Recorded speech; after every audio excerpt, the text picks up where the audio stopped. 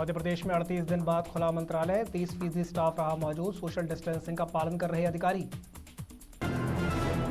Corona संक्रमण का कहर मध्य प्रदेश में जारी, 2500 के पार पहुंची मरीजों की संख्या, 135 लोगों ने तोड़ा दम। लॉकडाउन में फंसे लोग अब अपने घर लौट सकेंगे, केंद्र सरकार ने जारी किए नए दिशा निर्देश।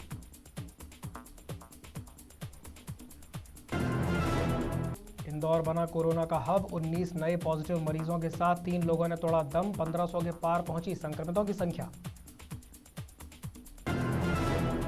कोरोना से जंग जीतने के लिए एम्स में किए जा रहे दवाई के ट्रायल पर स्वास्थ्य मंत्री डॉक्टर नरोत्तम मिश्रा ने कहा, यह दवा रामबाण साबित होगी। मुख्यमंत्री शिवराज सिंह चौहान ने कलेक्टरों से मांगी रिपोर्ट, कहा जिन क्षेत्रों में संक्रमण नहीं उन्हें कोरोना मुक्त घोषित करें। मुकुल वासनिक को मध्य प्रदेश कांग्रेस का प्रभार सौंपा, इस्तीफे में दीपक बाबरिया ने बीमारी का दिया था हवाला।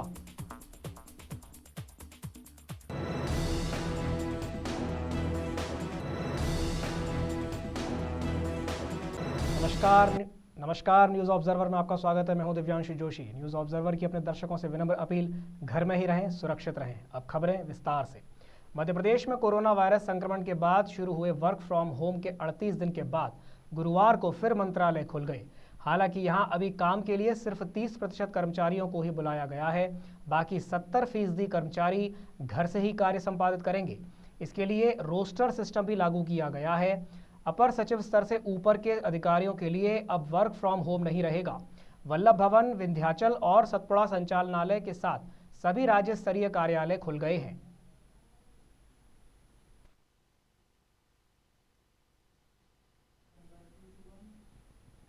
मध्य प्रदेश में कोरोना वायरस संक्रमित मरीजों की संख्या 2500 को पार कर गई है। वहीं इस बीमारी से अब तक 135 लोगों की मौत हो चुकी है। बीते 24 घंटों में राज्य में 173 मरीज बढ़ गए हैं। इंदौर में मरीजों की संख्या 1500 हो गई है। वहीं भोपाल में करीब 500, जबलपुर में 78, उज्जैन में 127, मुरैना में 13, खरगोन में 70, बड़वानी में 24, छिंदवाड़ा में 5, विदिशा 13, होशंगाबाद 35, खंडवा 46, देवास 24, रतलाम 13, धार में 48, रायसेन में 47, मंदसौर 9 व आगर मालवा में 12, शाजापुर 6, सागर में 5, ग्वालियर व श्योपुर 4-4, अलीराजपुर में 3 व शिवपुरी, शहडोल, रीवा व टीकमगढ़ में 2-2 और डिंडौरी, बैतूल, हरदा, बुरहानपुर, अशोकनगर में 1 व अन्य राज्य से आए 2 मरीजों के नमूने पॉजिटिव पाए गए हैं। मौत की संख्या में बीते 24 घंटों में 10 का इजाफा हुआ है और आंकड़ा 135 हो गया है। अब तक इंदौर में 65, भोपाल में 14, उज्जैन में 23, खरगोन व देवास में 7-7 मौतें हुई हैं।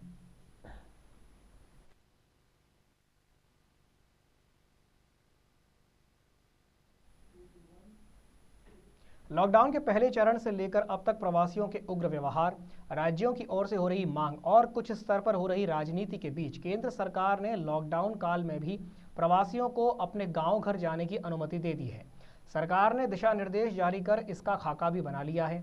यानी अलग अलग राज्यों में फंसे मजदूर, छात्र, तीर्थयात्री, पर्यटक सड़क मार्ग से अपने घर लौट सकते हैं, लेकिन इसके लिए राज्यों के बीच आपसी सहमति होनी चाहिए और नोडल अधिकारी के जरिए ऐसे यात्रियों और समूहों को एक राज्य से भेजा जाएगा और दूसरे राज्य में उन्हें प्रवेश दिया जाएगा। इसके तहत वापसी के दौरान 2 जगह पर स्क्रीनिंग की प्रक्रिया से गुजरना होगा और 14 दिन क्वारंटाइन में भी रहना होगा।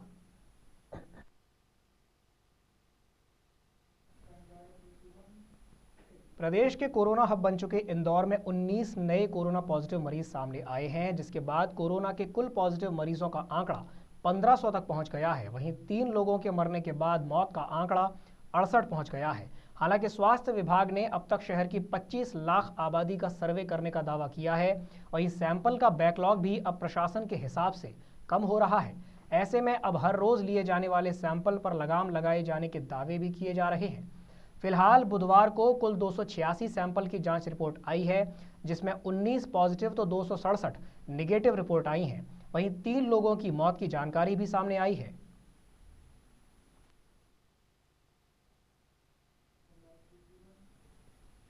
कोरोना से जंग जीतने के लिए किए जा रहे दवाई के ट्रायल पर स्वास्थ्य मंत्री डॉक्टर नरोत्तम मिश्रा ने कहा कि भोपाल की एम्स में MW दवा के क्लिनिकल ट्रायल पर उम्मीद है कि ये दवा रामबाण साबित होगी उन्होंने कहा कि कोरोना को हराने की दिशा में एक और क्लिनिकल ट्रायल प्लाज्मा के बाद इस दवा से भी उम्मीद जागी है।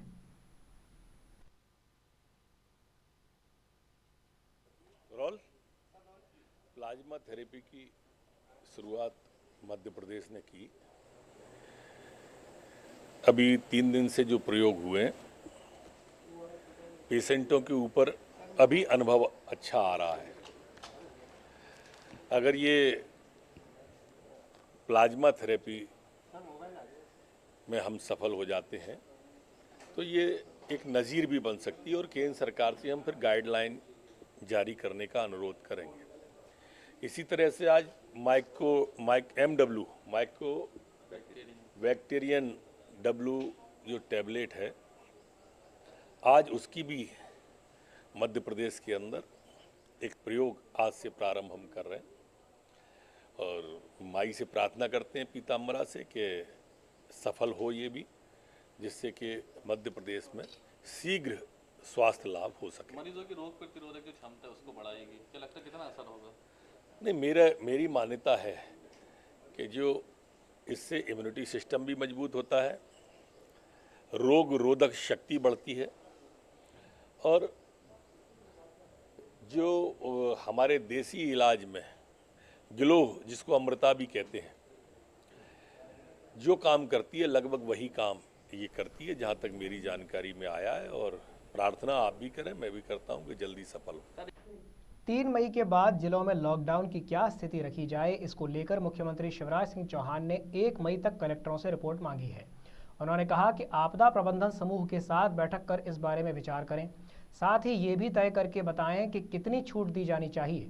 साथ ही ये भी देखा जाए कि संक्रमित क्षेत्र का आकार बड़ा तो नहीं है। यदि ऐसा है तो उसे फिर से तय किया जाए। जिन क्षेत्रों में अब कोई संक्रमित मरीज नहीं है, उन्हें संक्रमण मुक्त घोषित करने को लेकर भी निर्णय लिया जाए।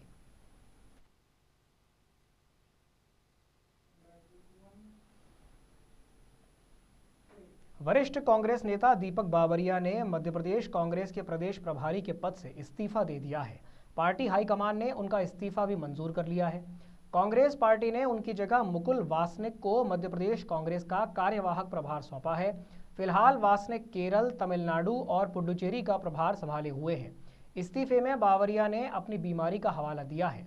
पार्टी ने उनके अब तक के योगदान के लिए आभार जताया है, लेकिन सूत्रों की माने तो सिंधिया से नजदीकियों के चलते बावरिया को हटाया गया है। कांग्रेस के कार्यकर्ताओं और नेताओं में गलत मैसेज ना जाए, इसलिए उनसे इस्तीफा देने को कहा गया है।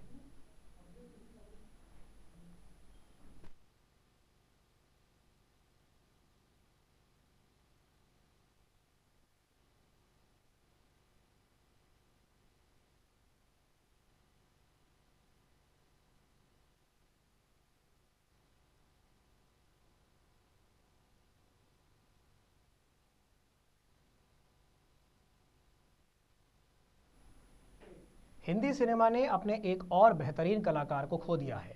दिग्गज बॉलीवुड एक्टर ऋषि कपूर का निधन हो गया। बीती रात खराब तबीयत के बाद उन्हें HN रिलायंस अस्पताल में भर्ती कराया गया था।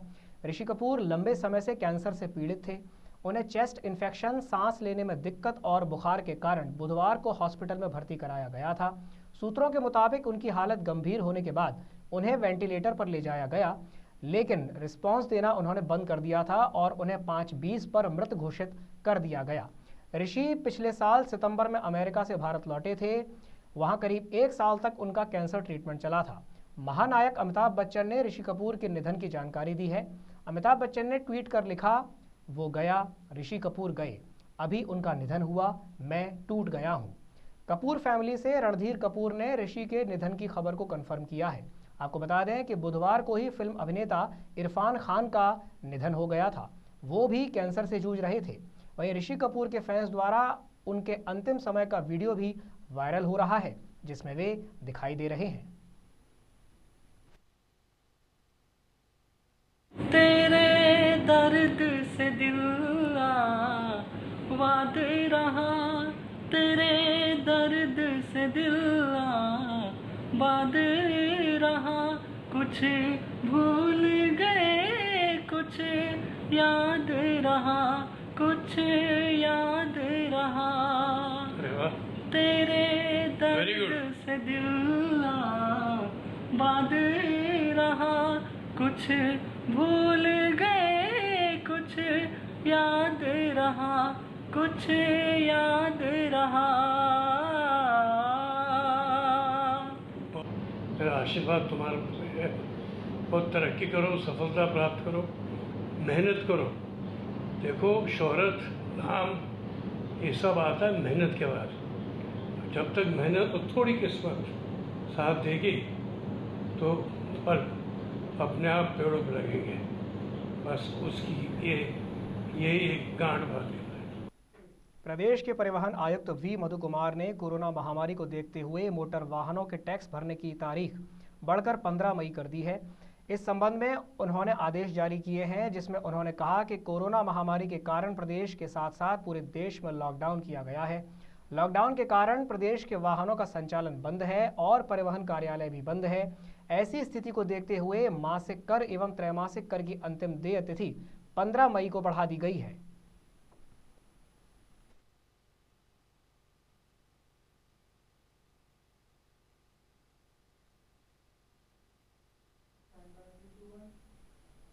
अपने बयानों से हमेशा सुर्खियों में रहने वाली बसपा विधायक रामबाई स्वास्थ्य एवं गृह मंत्री डॉक्टर नरोत्तम मिश्रा से मिलने उनके निवास पहुंची।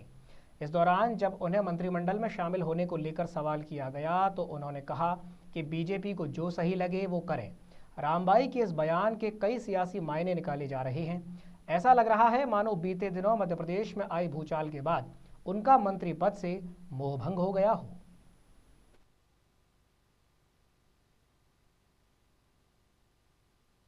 बीजेपी की खुद की नीति है और उन्हें जो सही लगेगा वो करेंगे। मुझे अपने क्षेत्र का विकास करवाना है, क्षेत्र की जनता का विकास महत्वपूर्ण है, तो मैं पहले उस पर प्राथमिकता मेरी है। आगे उनकी खुद की मतलब सोच है, क्या उनको सही लगता है, क्या सही है क्या नहीं है, उसमें हम कुछ नहीं बोल सकते। गृह एवं स्वास्थ्य मंत्री डॉक्टर नरोत्तम मिश्रा से मिलने पहुंची दमोह विधायक रामबाई ने डॉक्टर मिश्रा से कहा कि दमोह जिले में कोरोना संक्रमण से बचाव के लिए आवश्यक सुविधाओं की कमी है, इसलिए उन्हें आवश्यक सुविधाएं उपलब्ध कराएं। विधायक रामबाई ने कहा कि दमोह जिले के कई श्रमिक जिले और राज्य से बाहर हैं, ऐसे में उन श्रमिकों की वापसी के लिए व्यवस्था कराने की मांग की। इस दौरान डॉक्टर नरोत्तम मिश्रा ने विधायक रामबाई की परेशानियों को देखते हुए उन्हें उचित व्यवस्था कराने का आश्वासन दिया और अधिकारियों को निराकरण के निर्देश दिए।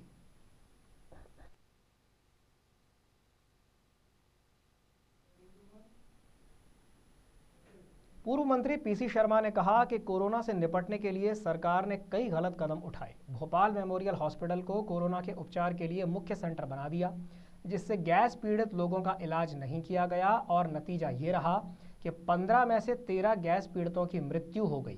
साथ ही रामबाई पर उन्होंने कहा कि भाजपा ने जिन लोगों को मंत्री पद का आश्वासन दिया है उन्हें मंत्री बनाना चाहिए।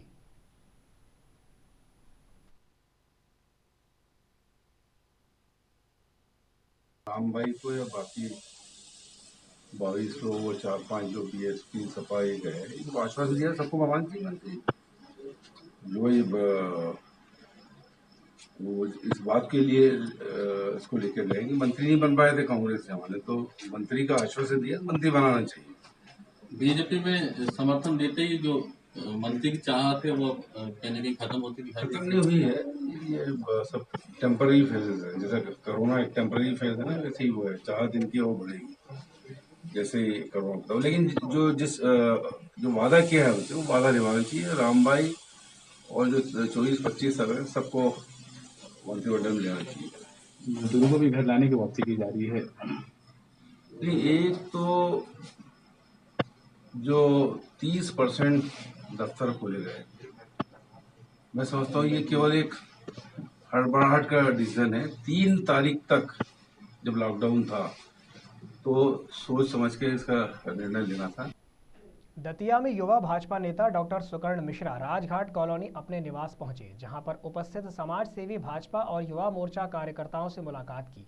इसके पश्चात युवा भाजपा नेता डॉक्टर सुकर्ण मिश्रा दतिया विधानसभा क्षेत्र के ग्राम चितावा, निचरोली, चक रामसागर, सलैया पावर और खोडन रामसागर पहुंचे और जहां उपस्थित ग्रामीण नागरिक जनों से मुलाकात की।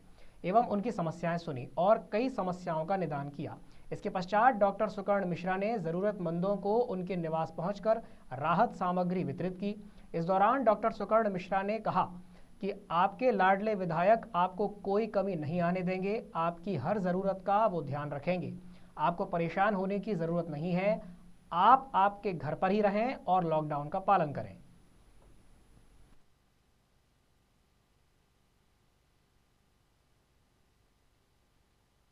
शासन द्वारा जितनी भी खाद्यान्न की सप्लाई थी उसकी लगातार मॉनिटरिंग करी जा रही है।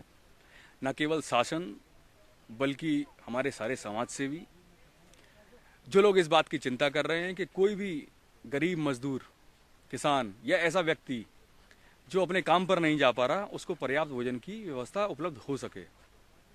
मैं आपके माध्यम से सभी समाज सेवियों को, सभी मीडिया कर्मियों को, पूरे प्रशासन को, खासतौर से पुलिस और डॉक्टर्स की पूरी टीम को बहुत बहुत धन्यवाद करना चाहूँगा कि इस विपदा की घड़ी में जो निष्ठा और जो साहस से वो काम कर रहे हैं, इस यही एक कारण है कि हमारा देश आज दुनिया के बाकी देशों से अलग है और हमारी प्रधानमंत्री की जो मुहिम है माननीय मोदी जी की, उस पर पूरे देशवासियों ने चलकर इस भयानक बीमारी से लड़ने के अपने आप को बचाने का जो जज्बा दिखाया है। बदनावर क्षेत्र के कड़ोद कला में ई उपार्जन केंद्र दरबार वेयर हाउस पर किसानों की नियमित रूप से तुलाई की जा रही है। साथ ही प्रबंधक अशोक तिवारी द्वारा तोल कांटे पर हम्मालों से सही मापदंड और कोरोना के चलते सोशल डिस्टेंसिंग का पालन करने की समझाइश भी दे रहे हैं।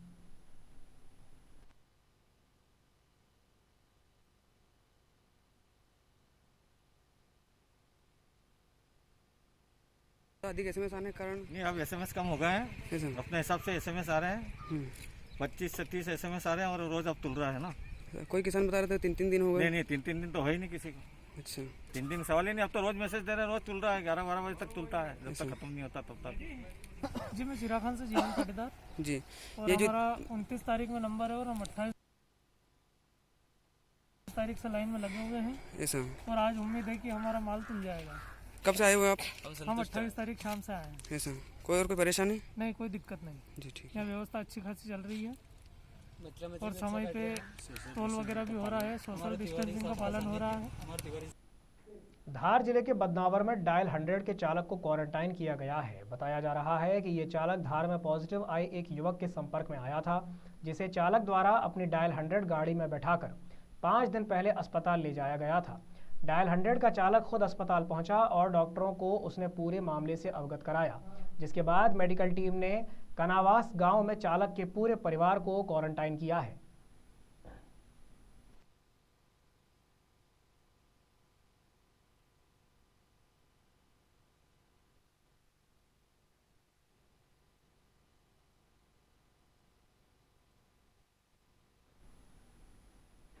अंतर्राष्ट्रीय नृत्य दिवस के अवसर पर बड़वाह स्थित नटेश्वर नृत्य संस्थान एवं गुड लक डांसर्स किंगडम द्वारा नृत्य के देवता भगवान नटेश्वर की प्रतिमा के समक्ष दीप प्रज्वलित कर नृत्य के माध्यम से प्रस्तुति देकर अंतर्राष्ट्रीय नृत्य दिवस मनाया गया। इस अवसर पर विश्व ख्याति प्राप्त नर्तक संजय महाजन व गुडलक पाल ने बताया कि नृत्य एक ऐसी विधि है जो प्राचीन काल से ही मनोरंजन और कला के क्षेत्र में प्रख्यात रही है। वर्तमान में नृत्य न सिर्फ मनोरंजन और कला क्षेत्र में बल्कि शारीरिक व्यायाम, मानसिक शांति और लोगों के बीच संपर्क बढ़ाने की विधा भी बन गया है।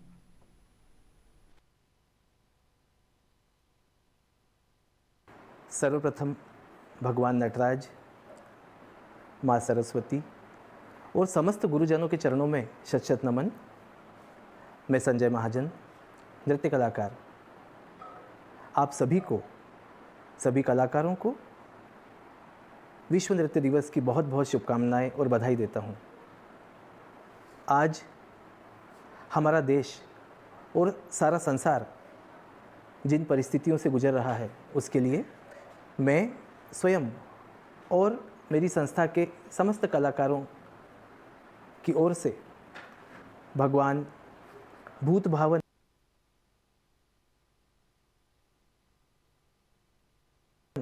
नटराज, भगवान ओमकारेश्वर,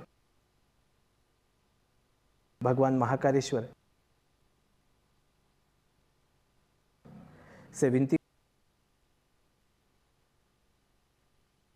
करता हूँ कि ये जो संहार का तांडव सभी ओर तबाही मचा रहा है, ऐसे में आप हम सब पर दया करें, कृपा करें और आनंद तांडव की सृष्टि करें।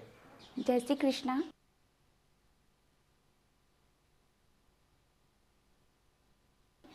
जैसा कि आप सभी जानते हैं कि आज इंटरनेशनल वर्ल्ड डांस डे है, तो good luck dancers kingdom Barwah की तरफ से मैं मिताली पाल और हम सभी आप सभी को पहले तो इस दिन की बधाई देना चाहते हैं। जैसा कि हम सभी एक दूसरे को बधाई देते हैं आज के दिन की, डांस डे की बधाई, लेकिन अभी बहुत से लोग जानते नहीं कि क्यों मनाया जाता है। तो बताना चाहूँगी कि एक फ्रेंच के बलेट डांसर थे बहुत फेमस, जो कि लगभग 200 वर्षों पूर्व जिनका जन्म हुआ था, और उन्हीं के जन्मदिन को जिनका नाम था जीन जॉन्स नॉरेवे, उन्हीं के जन्मदिन को हम वर्ल्ड डांस डे के रूप में मनाते हैं। मध्य प्रदेश के बड़वाह में लॉकडाउन के कारण पर्यावरण पर सकारात्मक असर नजर आने लगा है। प्रदूषण के साथ नदियां भी स्वच्छ हो रही हैं, जिससे 40 साल पहले वाली मां नर्मदा का स्वरूप वापस से निर्मल व स्वच्छ दिख रहा है। बड़वाह महाविद्यालय की प्राचार्य डॉक्टर मंगला ठाकुर ने बताया कि लगभग 35 दिनों से जारी लॉकडाउन ने जहां आम से लेकर खास तक हर व्यक्ति को आर्थिक और मानसिक रूप से तोड़ दिया है, वहीं दूसरी ओर एक सुखद खबर ये है कि कपड़े धोने, वाहन धोने, नहाने और अन्य क्रियाकलापों से प्रदूषित हो रही नर्मदा स्वच्छ व पवित्र हो गई है।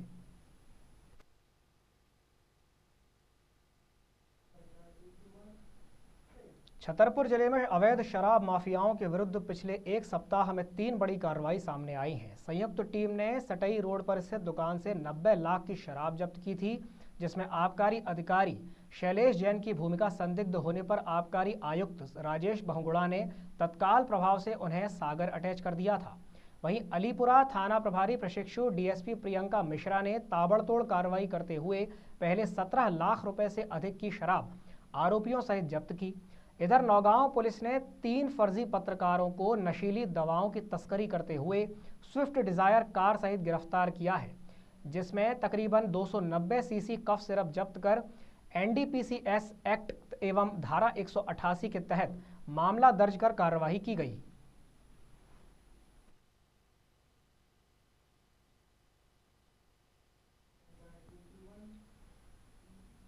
मंदसौर जिले के गरोड क्षेत्र के ग्राम सेमरोल की एक छात्रा ने लॉकडाउन में परेशान जरूरतमंदों के लिए राहत राशि अपनी गुल्लक से निकाल कर दी।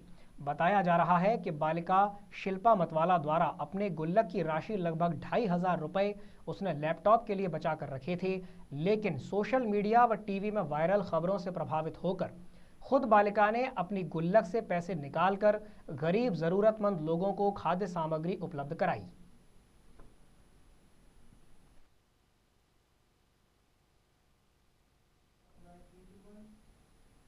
राजगढ़ जिले के नरसिंहगढ़ में एसडीएम सिद्धार्थ जैन के द्वारा 3 घंटे की छूट दी गई, जिसमें सुबह 9 से 12 बजे तक सभी दुकानें खोल सकते हैं, लेकिन पहले सोशल डिस्टेंसिंग का पालन करना होगा।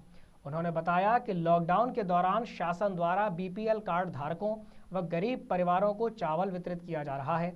खाद्य अधिकारी ने बताया कि कुछ ऐसे परिवार भी हैं जिनके पास राशन कार्ड या कोई दस्तावेज नहीं है। यदि कोई बाहर के व्यक्ति लॉकडाउन के दौरान फंसे हुए हैं तो ऐसे परिवारों को चिन्हित कर 4 किलो गेहूं और 1 किलो चावल प्रति व्यक्ति दिया जा रहा है।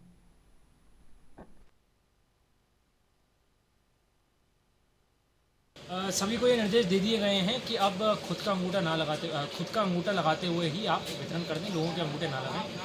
सर क्योंकि ऑलरेडी ग्रीन जोन है, अभी यहाँ पे कोई भी केसेस नहीं है, इसलिए अकाउंटिंग के लिए कुछ दुकानदार लोगों के अंगूठे लगवा रहे थे, वो निर्देश दे दिए गए। सर अगर अब लगवाएंगे तो अब क्या कार्रवाई की जाएगी? उनको निर्देश दे दिए गए अगर आप लगवाते हैं। सर कहीं कहीं पे कम ज़्यादा तोला जा रहा है, इसमें क्या कहना चाहेंगे सर? इसकी मेरे पास अभी जानकारी नहीं। सर अभी सुनने में जैसा है कि 2-2 सेंटर जो आपने बना रखे थे वो एक जगह ही है सर, तो भीड़ काफ़ी बढ़ रही है, सोशल डिस्टेंसिंग का हम नया सेंटर, हमने एक सेंटर के जो अधिकारी को सस्पेंड करके यहाँ अटैच करा था, अब इसके लिए हम लोग कल या परसों नया सेंटर जो है वो चालू कर देंगे वापस से।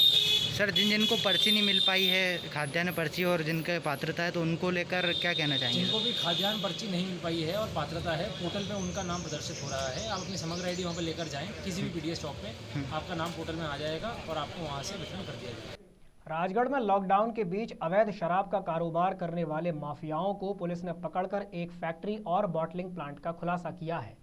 पुलिस के अनुसार माचलपुर क्षेत्र के ग्राम लिम्बोदा में कांग्रेस नेता फूल सिंह गुर्जर और गोपाल उर्फ राम गोपाल वर्मा के गोरख धंधे के पुख्ता सबूत पुलिस को मिले, जिसे लेकर पुलिस की टीम ने छापामार कार्रवाई कर आरोपी फूल सिंह को मौके से धर दबोचा। बताया जा रहा है कि आरोपियों के मकान से अवैध शराब की बॉटलिंग की जा रही थी।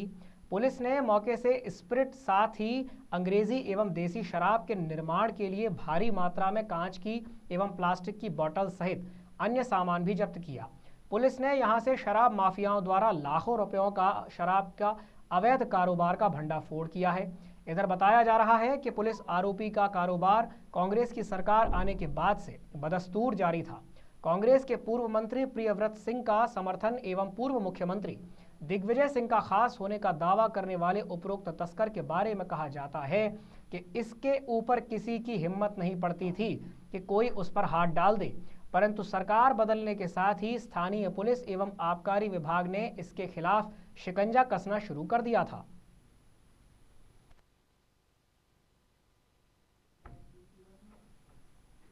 छिंदवाड़ा जिले में हुई अचानक बारिश ने उमस भरी गर्मी से थोड़ी सी राहत दी है।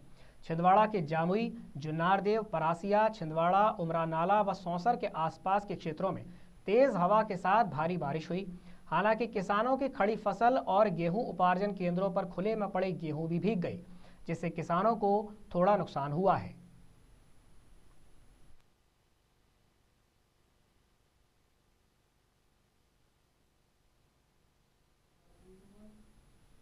मध्य प्रदेश के बाकी जिलों की तरह हरदा जिले में भी कोरोना वायरस ने दस्तक दे दी है। यहां भी कोरोना पॉजिटिव मरीजों की संख्या बढ़ रही है।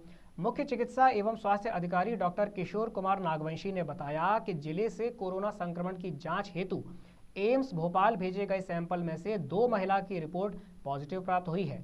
उन्होंने बताया कि सिराली तहसील के ग्राम भटपुरा निवासी युवक की पत्नी और साली की रिपोर्ट पॉजिटिव प्राप्त हुई है। फिलहाल स्वास्थ्य विभाग की टीम ने पूरे इलाके को सील कर दिया है।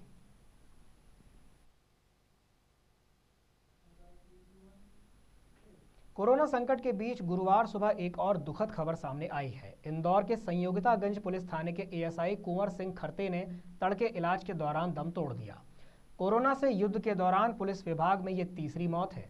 इससे पहले जूनी इंदौर थाने के टीआई देवेंद्र चंद्रवंशी और फिर उज्जैन के नीलगंगा थाने के टीआई यशवंत पाल का निधन हो चुका है। संयोगितागंज थाना प्रभारी राजीव त्रिपाठी के अनुसार खरते लॉकडाउन के दौरान लगातार ड्यूटी कर रहे थे। इस दौरान उन्हें हार्ट अटैक आया था। 24 अप्रैल को उन्हें निजी अस्पताल में भर्ती करवाया गया। यहां उनकी सर्जरी की गई। शुगर होने से उनकी स्थिति में सुधार नहीं हो रहा था। उनका डायलिसिस भी किया गया, लेकिन किडनी डैमेज होने से उन्हें बचाया नहीं जा सका।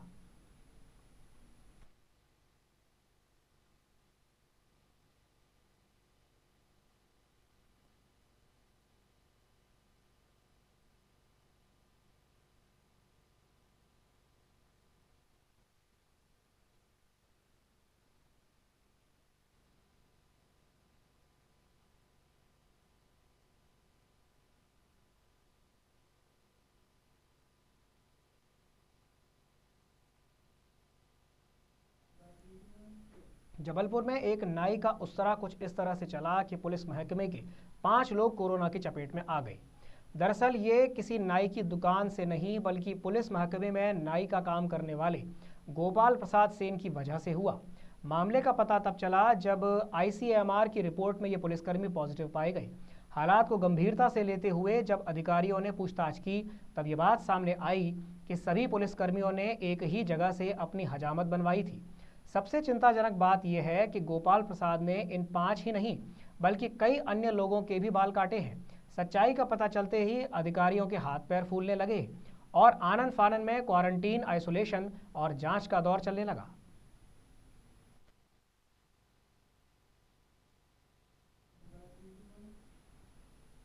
जबलपुर में कोरोना से 5 और नए मरीज बुधवार को मिले हैं। जिले के सुख सागर मेडिकल कॉलेज अस्पताल में आइसोलेटेड इन मरीजों के नमूने जांच के लिए सोमवार को भेजे गए थे। नए मरीजों की संख्या बढ़ने के बाद जिले में पॉजिटिव मरीजों की संख्या 83 हो गई है, जबलपुर में बुधवार को पॉजिटिव मिले 5 लोग सुख सागर मेडिकल कॉलेज के आइसोलेशन सेंटर में भर्ती थे। इनके नमूने 26 अप्रैल को जांच के लिए भेजे गए थे। रिपोर्ट आने तक करीब 3 दिन 5 लोग आइसोलेशन सेंटर में रहे। इनके संपर्क में अब सेंटर में भर्ती करीब 70 संदिग्धों के आने की संभावना है।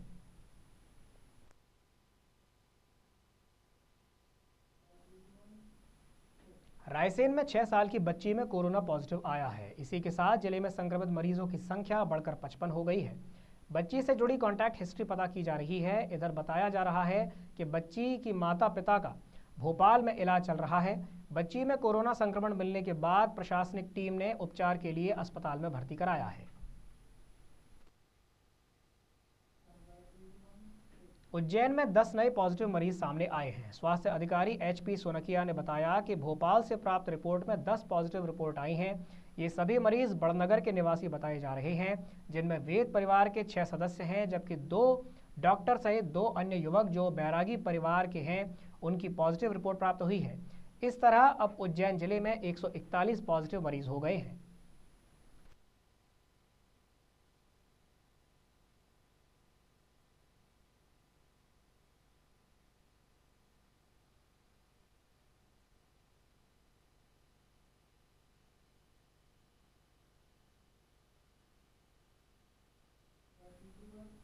इंदौर में एक तरफ लॉकडाउन का पालन कराने में लगी पुलिस पर पत्थरबाजी कर जान लेने में लगी है, वहीं दूसरी ओर एरोड्रम की जनता ने सड़क पर रंगोली बनाकर स्वागत कर रही है। इंदौर के एरोड्रम क्षेत्र में जनता ने रोजाना पुलिस के फ्लैग मार्च के निकलने के दौरान सड़कों पर भव्य रंगोलियां बनाई और पुलिस कर्मियों का स्वागत किया। फ्लैग मार्च के दौरान क्षेत्र की जनता ने घरों की छतों से तालियां बजाकर पुलिस का उत्साहवर्धन किया। पुलिस ने भी सभी आम जनता को उचित निर्देश देते हुए उनका आभार माना।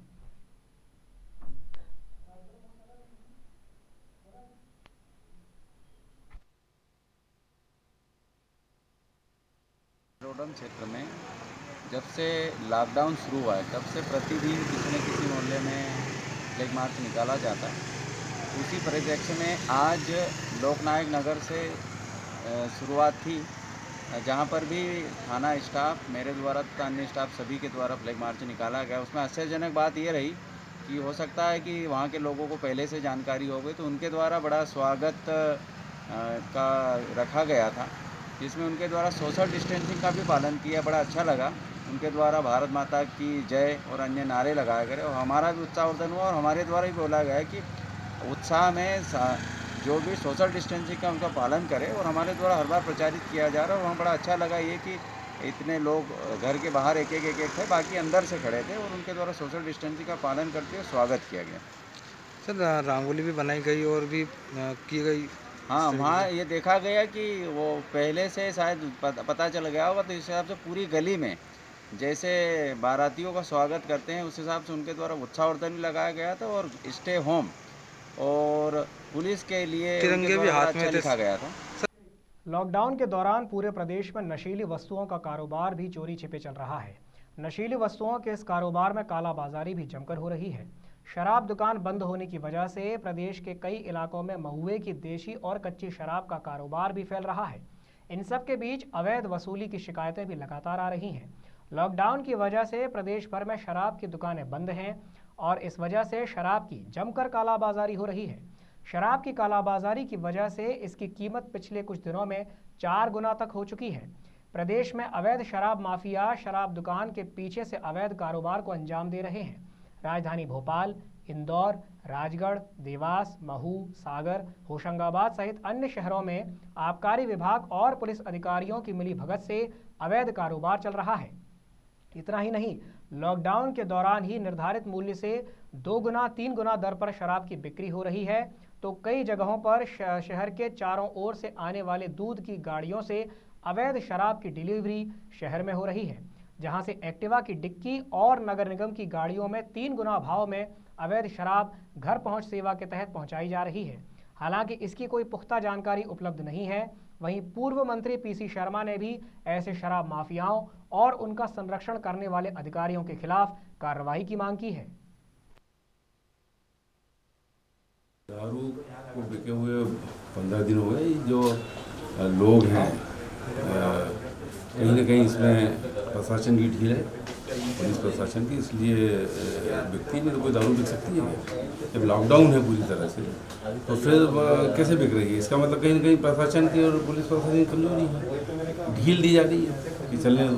यही है कि मध्य प्रदेश के मुख्यमंत्री शिवराज जी ने जो शराब पे, गुटखों पे, तंबाकू पे, नशीले पदार्थों पे जो रोक लगाई है, और उसको सभी प्रशासन को, जिला प्रशासन को, पुलिस प्रशासन को, एक्साइज जो डिपार्टमेंट है उसको मध्य प्रदेश के मुख्यमंत्री के आदेशों का पालन करना चाहिए। जिस तरह आज भी सड़कों पर इतवारा हो, कमला पार्क हो या शाहजहाबाद की गलारी हो या वाइन शॉप्स हो, पिछले दरवाजे से आज भी मध्य प्रदेश के मुख्यमंत्री की आदेशों की धज्जियाँ इन दुकानों द्वारा उड़ाई जा रही है। और ऐसे वक्त में, ऐसे माहौल में अगर एक्साइज डिपार्टमेंट ध्यान नहीं देता है तो ये उनकी लापरवाही है। मध्य प्रदेश के मुख्यमंत्री को ऐसे अधिकारियों के खिलाफ जो मुख्यमंत्री जी के आदेशों का पालन नहीं कर रहे हैं उनको सस्पेंड करना चाहिए और अविलंब शराब की बिक्री पर पूरी तरह पिछले दरवाजे से भी और अगले दरवाजे पे दोनों पे रोक लगाई जानी चाहिए। शराब के चक्कर में जो प्रदेश में बोला गया है प्रदेश सरकार की तरफ से कि शराब पर हमने पाबंदी कर दी, ऐसा कुछ भी नहीं है। इस सरकार ने सिर्फ आदेश दिया है। बाकी जो सरकार में आगे सरकार की दुकानों पे जो सील लगी हुई है, सील के पीछे से सभी जगह से शराब निकाली जा रही है और बराबर हर मोहल्ले, प्रत्येक घर में, प्रत्येक जो व्यक्ति पीने वाला उसको शराब सप्लाई की जा रही है, काला बाजारी हो रही है। जो खाद्य पदार्थ है जिसमें सरकार बोल रही है कि हर एक घर में खाद्य पदार्थ पहुँचाया जाएगा सुचारू रूप से, पर वो भी नहीं पहुँच पा रहा है। उसमें भी जो मोहल्लों में दुकानें हैं उसमें भी काला बाजारी चल रही है। बराबर छोटी सी भी चीज़ पे वो मूल्य बढ़ाकर दे रहे हैं। राजगढ़ जिले के ब्यावरा क्षेत्र में ग्राम कुंडी खेड़ा में एक विद्युत पोल पर काम करते समय करंट लगने से एक युवक की दर्दनाक मौत हो गई। मृतक का नाम नारायण सिंह निवासी तरेनी का बताया जा रहा है। पुलिस का कहना है कि विद्युत पोल पर युवक काम कर रहा था। इसी दौरान उसे करंट लगा और वो असंतुलित होकर नीचे गिर गया। युवक को उपचार के लिए नरसिंहगढ़ अस्पताल लेकर आए, जहां उसकी मौत हो गई।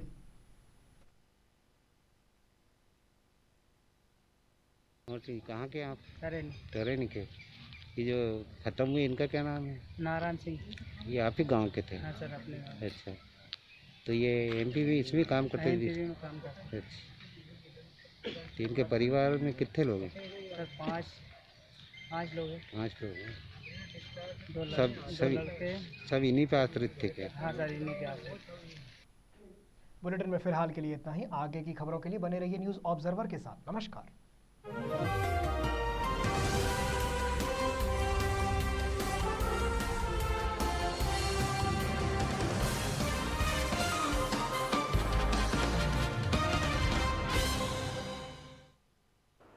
भोपाल के मेरे प्रिय बहनों और भाइयों, अपना प्यारा भोपाल कोरोना वायरस संक्रमण का हॉट स्पॉट बनता चला जा रहा है। बाहर से आए कुछ लोगों के कारण यह समस्या अचानक बढ़ी है। हमको इसको और आगे बढ़ने से रोकना है और रोकने का एकमात्र उपाय है संपर्क की चैन को तोड़ना। और इसलिए भोपाल में सख्ती से लॉकडाउन लागू किया है। केवल दूध और दवाइयों को लेके, केवल दूध और दवाइयों को छोड़कर और किसी चीज को खरीदने की छूट नहीं है। इस दौरान आप घरों से बिल्कुल ना निकले। मैं आपसे आग्रह कर रहा हूं क्षमा मांगते हुए कि इस समय अगर हम नहीं संभले तो भोपाल को लंबा पछताना पड़ेगा। और इसलिए प्रशासन के सभी निर्देशों का पालन कीजिए, अपने भोपाल को बचाइए। और एक चेतावनी भी मैं दे रहा हूं, अगर कोई लॉकडाउन में घर से बाहर निकला तो उसके खिलाफ सख्त कार्रवाई होगी। मैं किसी को भी दूसरों की जिंदगी से खेलने की इजाजत नहीं दे सकता। ये धर्म और कर्तव्य है जिसका हमें पालन करना है। स्वयं को भी सुरक्षित रखिए, परिवार को सुरक्षित रखिए, अपने शहर को सुरक्षित रखिए। और अगर कोई बाहरी व्यक्ति जिसने अब तक स्वास्थ्य परीक्षण न करवाया हो, प्रशासन ने हर संभव ढूंढने का प्रयास किया है, आगे भी हम कसर नहीं छोड़ेंगे, लेकिन कोई रह गया हो तो स्वयं प्रशासन से संपर्क करे। लापरवाही करने वाले के खिलाफ सख्त कार्रवाई करेंगे।